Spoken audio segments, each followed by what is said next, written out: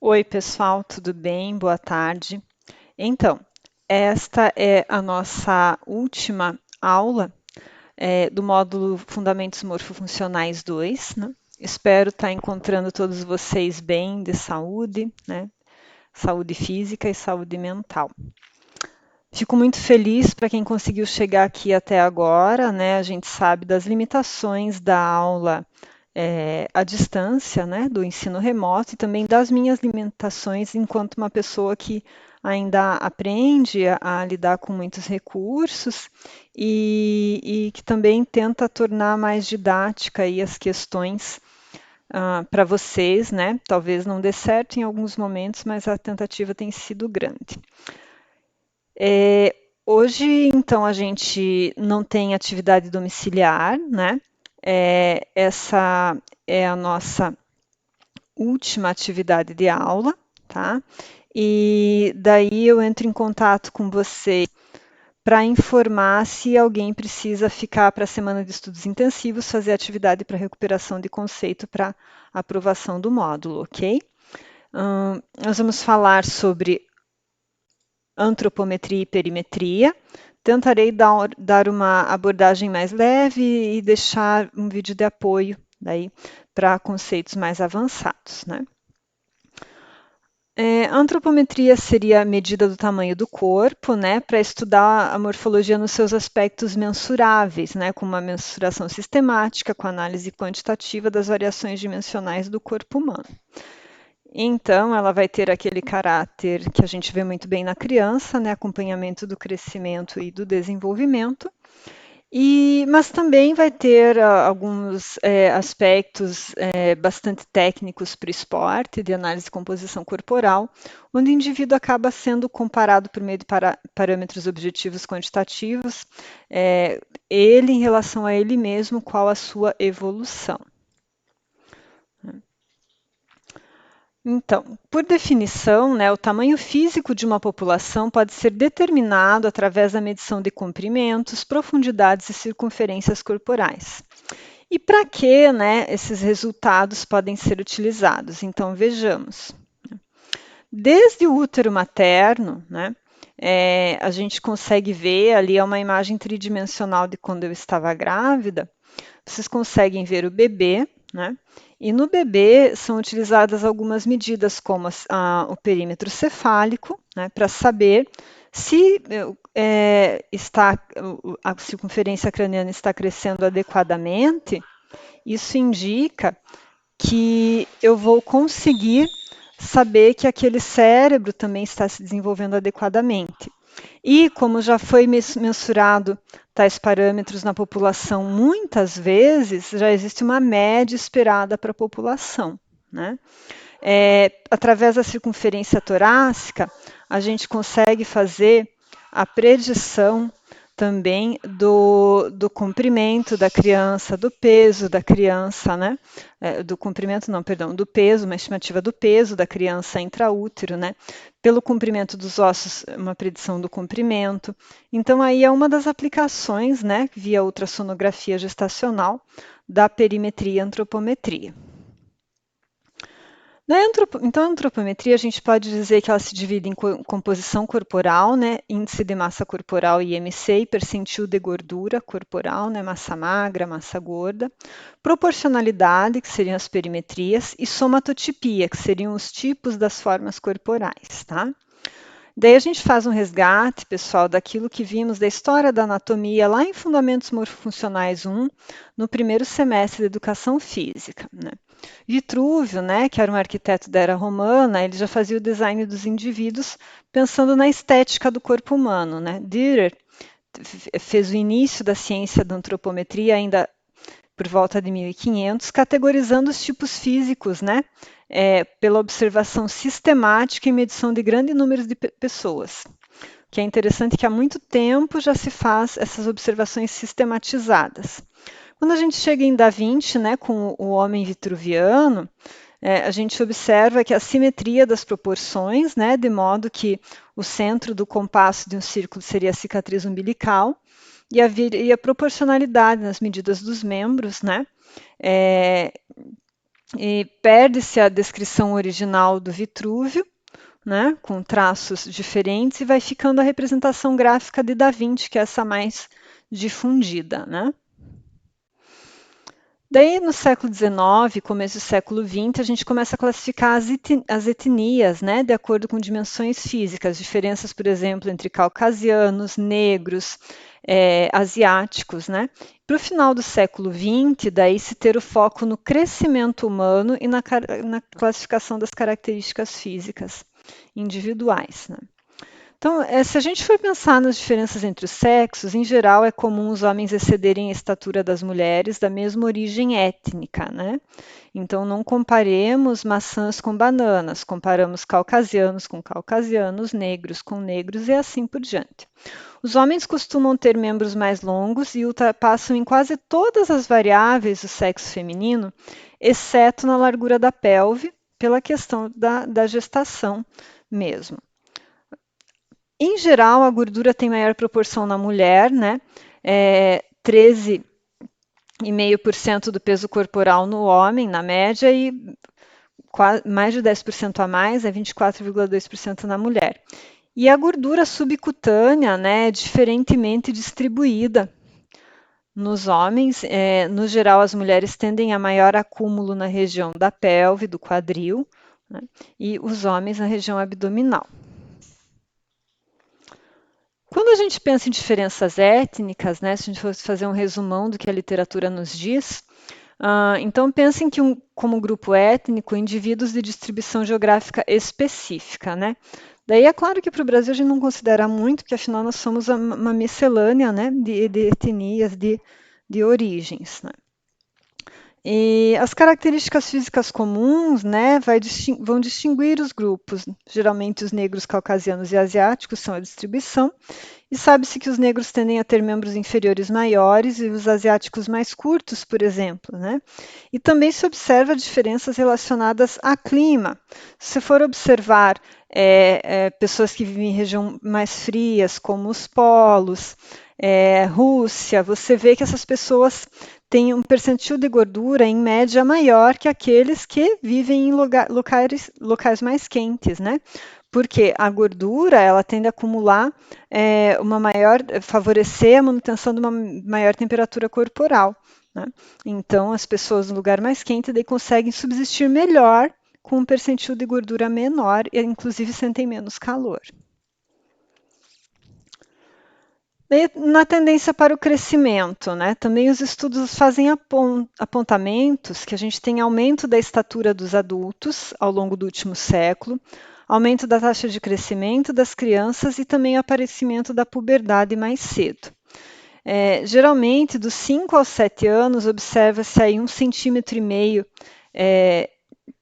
de estatura e meio quilo de peso a cada década. Para os adolescentes, 2,5 cm a mais e 2 quilos de peso a mais a cada década. E os adultos, em geral, 1 centímetro a mais na estatura. Com a idade, a gente também consegue fazer alguns apontamentos, tá? Cada parte do corpo vai crescer de velocidade diferente. As extremidades crescem mais depressa, né? Ou seja, as orelhas acabam crescendo, a gente vê pessoas mais idosas com nariz grande, com orelha grande, com cartilagens que continuam em crescimento.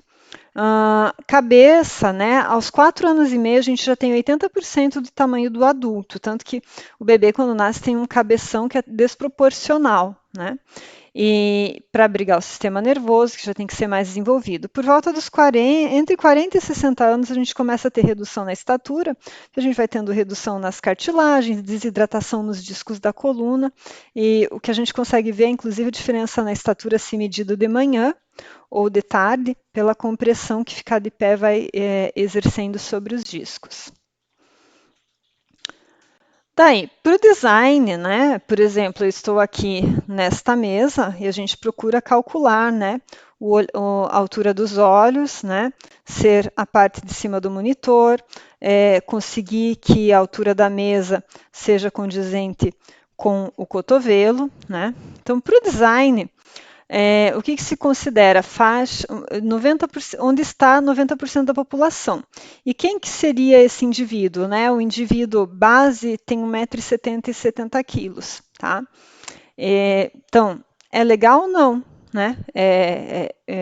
Eu peso muito menos que isso, né? E também tenho em casa pessoas que têm muito mais estatura que isso. Mas há que se optar por uma média, né? Por isso que também mobília agora está se tornando mais costumeiro mobiliário sob medida.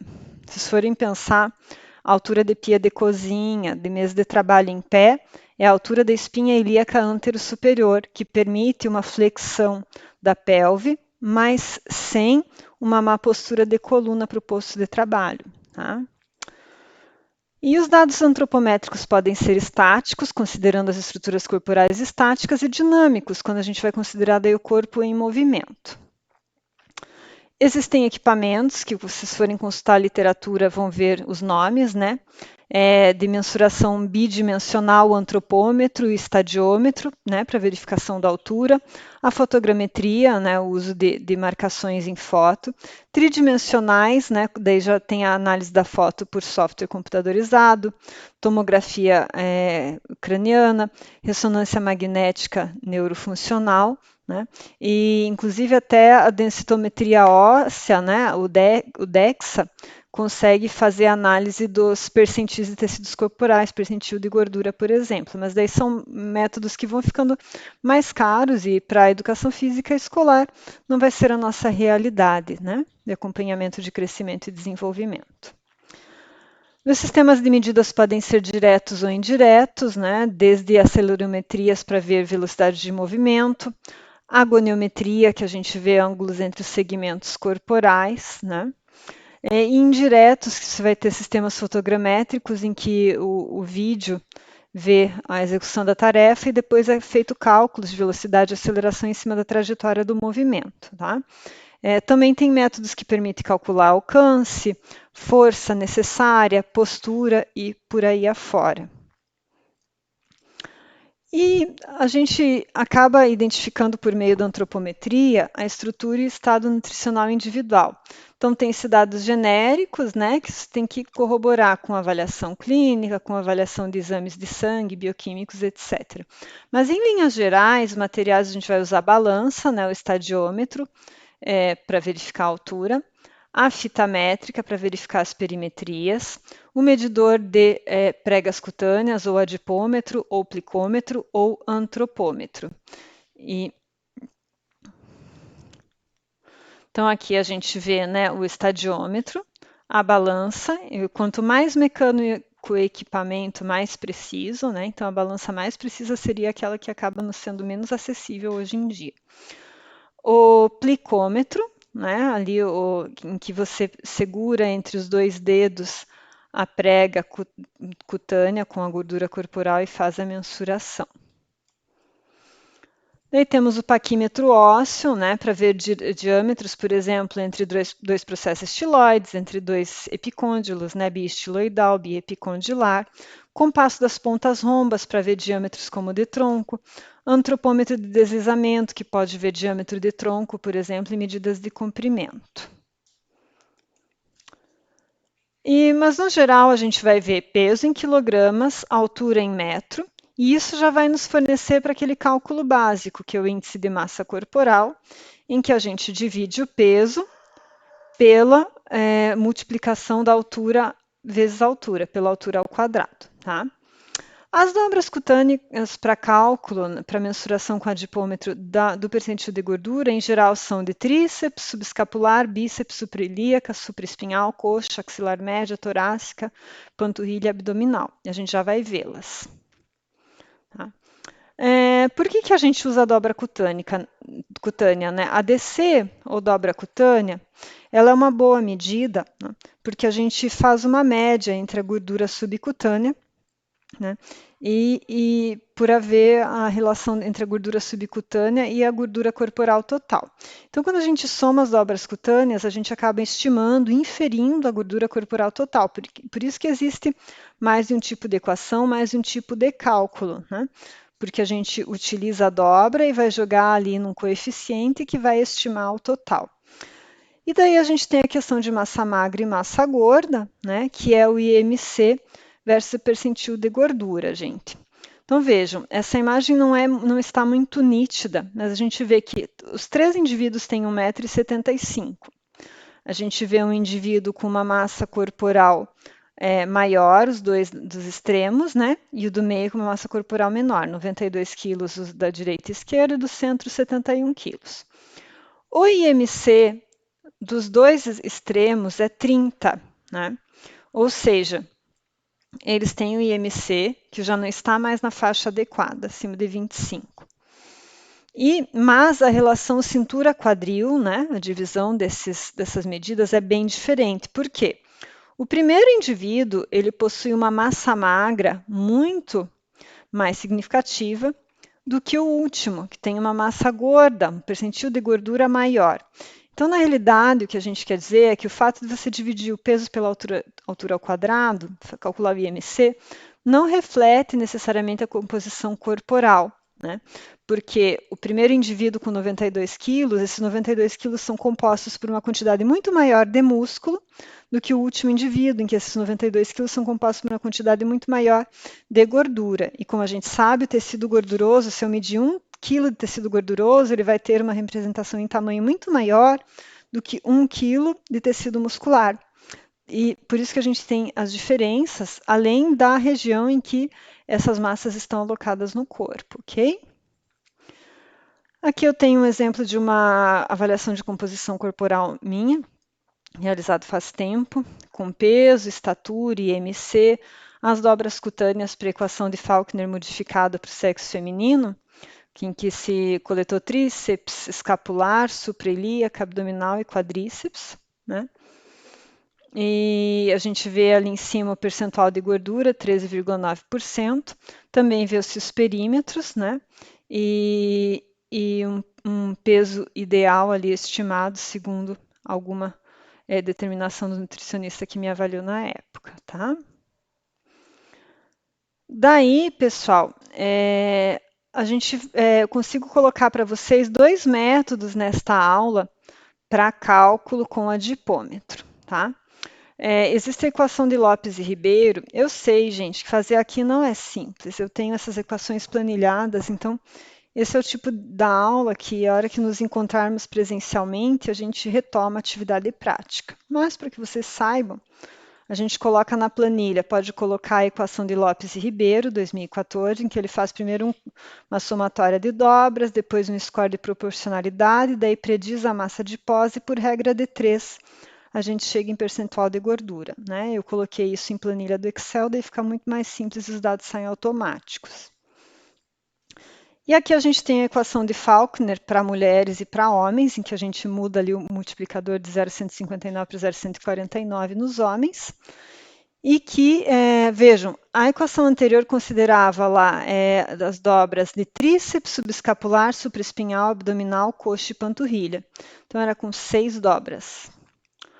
A equação de Faulkner, ela pega 5 dobras, tríceps, subescapular, supraespinhal, abdominal e coxa, né? Então, disse que quanto mais dobras eu tenho, mais precisa é. Na realidade, o que é muito importante? Uma vez que eu, Luciana, tenha sido avaliada pela equação A, eu sempre seja avaliada pela mesma equação, para que eu me compare pela mesma metodologia, né? Esse é o mais importante.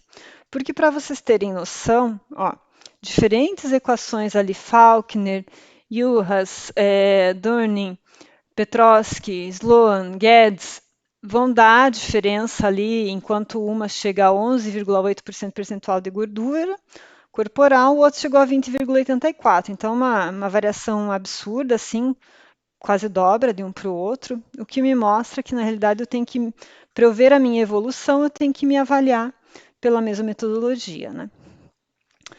Daí, pessoal, bem importante a gente saber que existe o local de, né, mensurar a dobra cutânea.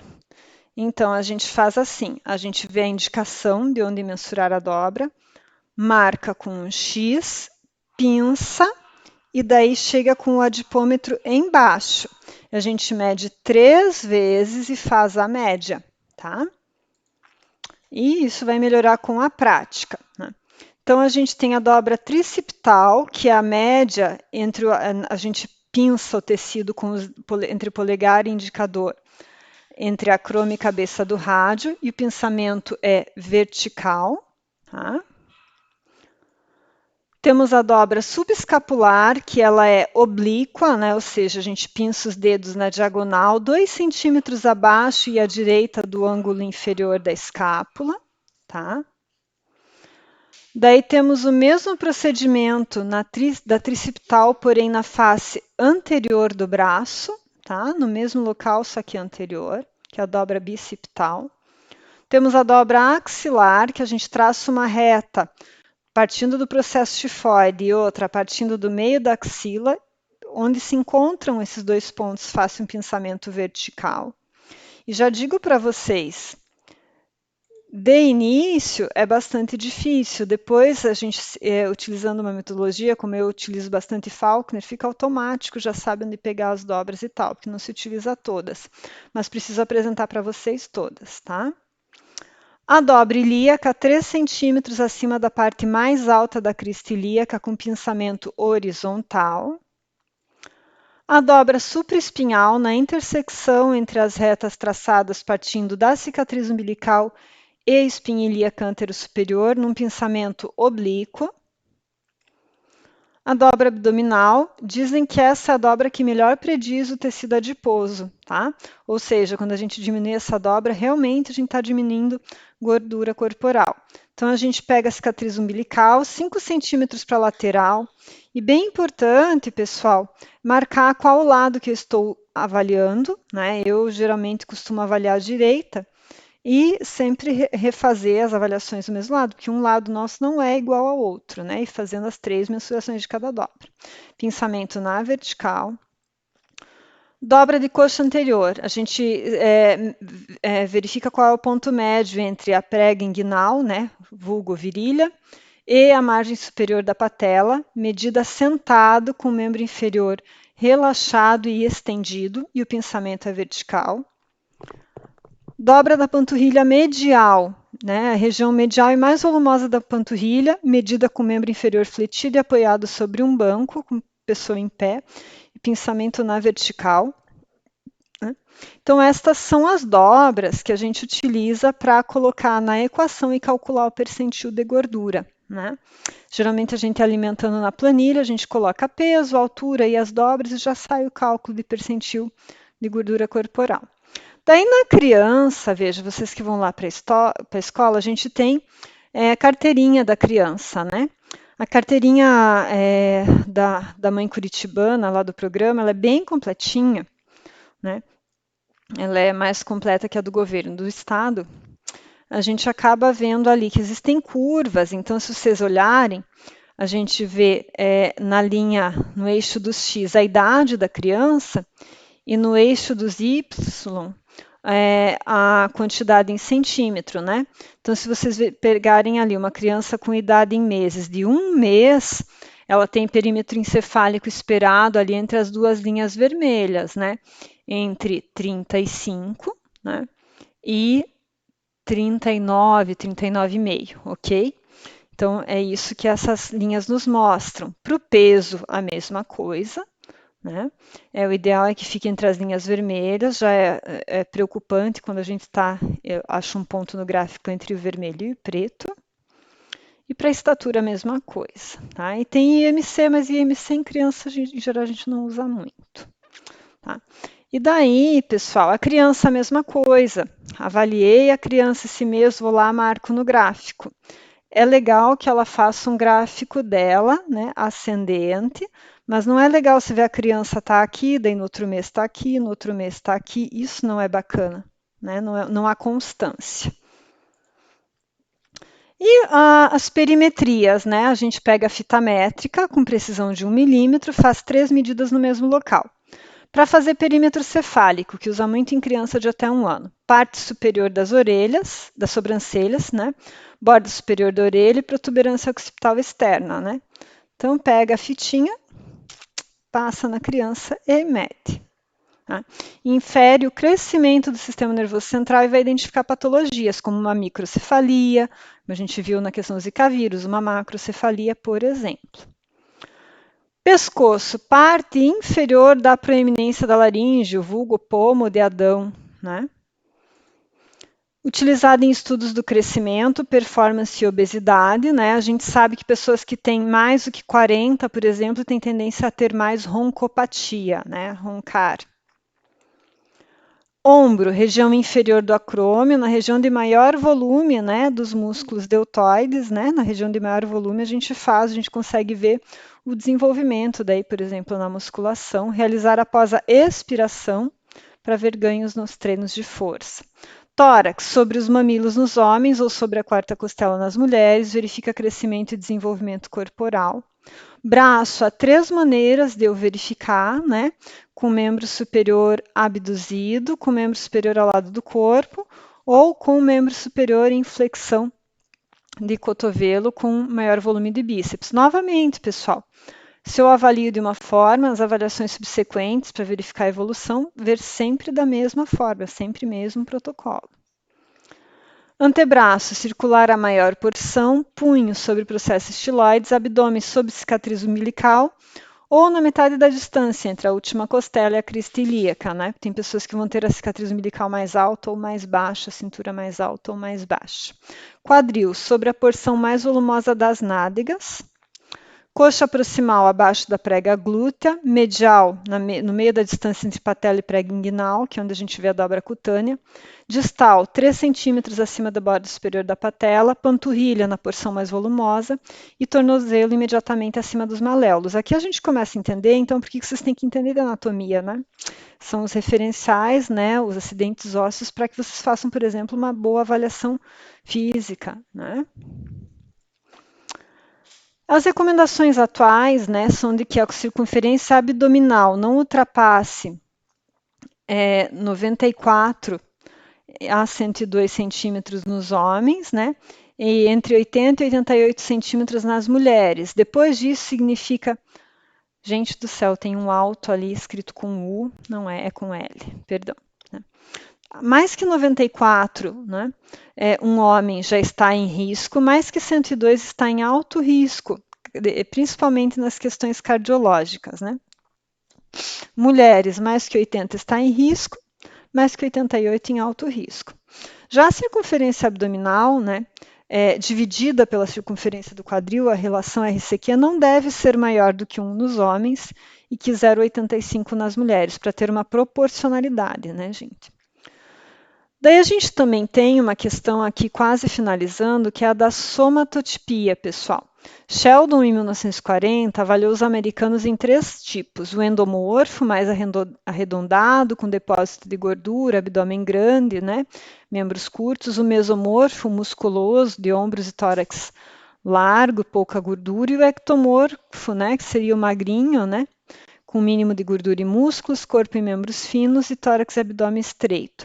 A maioria das pessoas é mista, tá? Então, ali a gente vê o ecto, né? O magrinho, o meso, o musculoso e o endo mais fofinho. Tá? Daí a gente tem ainda a sinoantropometria, se vocês lerem algum artigo, que é a ciência que estuda a relação entre estruturas e função humanas, né? E faz medidas antropométricas daí dinâmicas durante o movimento. Para alguns esportes, como a corrida, por exemplo, é bem importante. Né? E a gente vai ter, então, aplicações, né, na ergonomia, né, para posto de trabalho, na puericultura, né, no acompanhamento, que é o acompanhamento e crescimento e desenvolvimento da criança nos primeiros anos de vida, para relacionar treinamento e estado nutricional e para verificar o crescimento e envelhecimento. Tá? Daí, pessoal, a gente tem impedanciometria, outros métodos de análise corporal. Eu vou deixar pelo menos um vídeo como material de apoio para que vocês verifiquem sobre esses materiais, esses métodos de mais alto custo, né? Que seria a impedanciometria e o próprio DEXA também, tá bem? Para que vocês tenham conhecimento. No mais é isso, pessoal. Agradeço muito para quem chegou até aqui. Creio que terão questões que a gente vai poder ver ainda presencialmente, né? E qualquer dúvida me escrevam ali pelo e-mail lucianaweinert@gmail.com, tá bom? Até mais, pessoal. Tchau, tchau.